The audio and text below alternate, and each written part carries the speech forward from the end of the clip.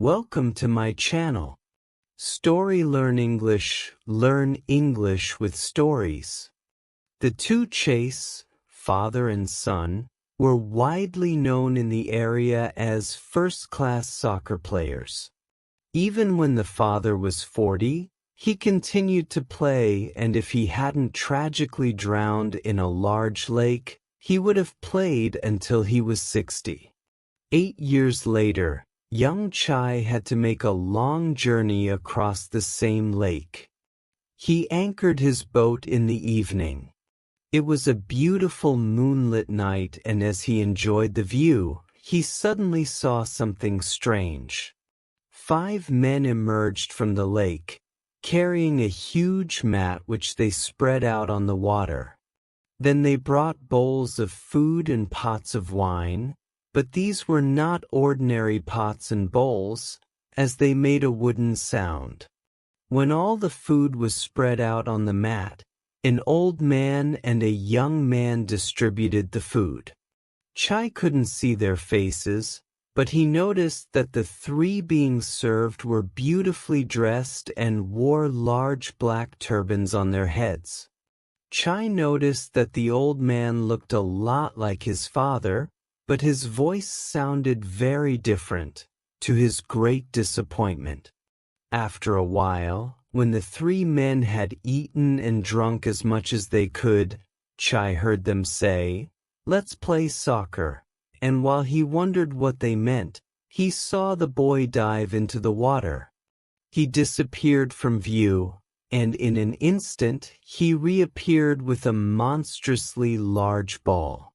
It was so big that he could hardly carry it. The ball looked like silver and sparkled inside and out, blinding Chai's eyes. The 3 men stood up from their dinner and called the old man to join the game. Up went the ball, high in the air, sparkling and shining, came back down and went up again, until suddenly, just as it was getting really exciting, the game was over because the ball fell right in the middle of Chai's boat. This was more than Chai could take, and he kicked the ball hard. But there was something strange about this ball. It was as light as a feather and as soft as rice paper, and Chai's foot went right through it.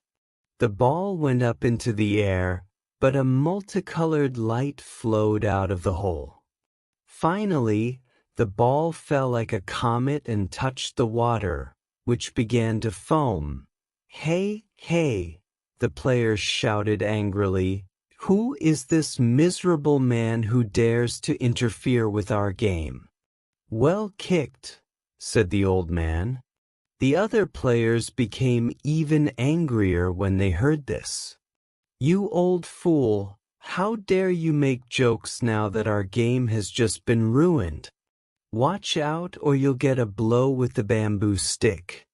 Go immediately and take that young servant with you, or something bad will happen to you." When Chai saw the 2 men coming towards them with swords in their hands, he was not afraid, but also drew his sword and prepared for battle.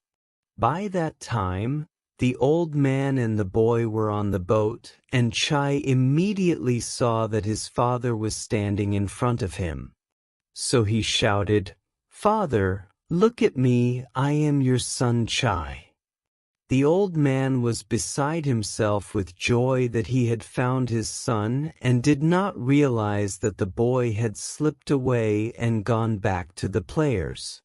But the next moment, he realized the dangerous situation, and just in time, he shouted for young Chai to hide when the 3 players jumped on board the boat.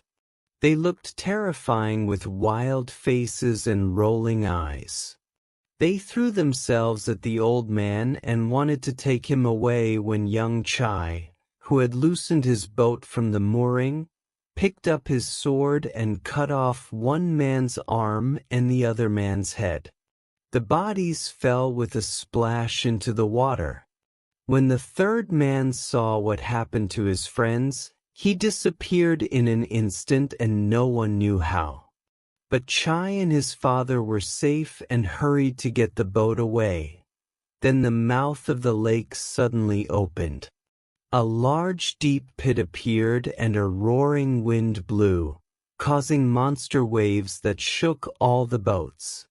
It came closer, closer, and Chai's boat would have been swallowed whole if he had not grabbed one of the two large round stones, used as anchors, and thrown it into the wide open mouth of the lake, which then immediately closed.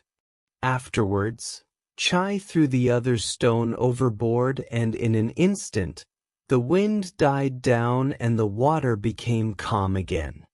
As they sailed on peacefully, Chai's father told him his story. "I never drowned," he said. "All the men who were with me when the boat was lost were eaten by the fish goblins below. I was spared because I could play soccer. Where do you think the soccer ball you kicked apart was made of? It was part of a fish. And that arm you chopped off? Look at it, it's a fish fin. And the men you saw playing with me are the fish goblins who served the Dragon King. But let's hurry and get away from this place before he catches us."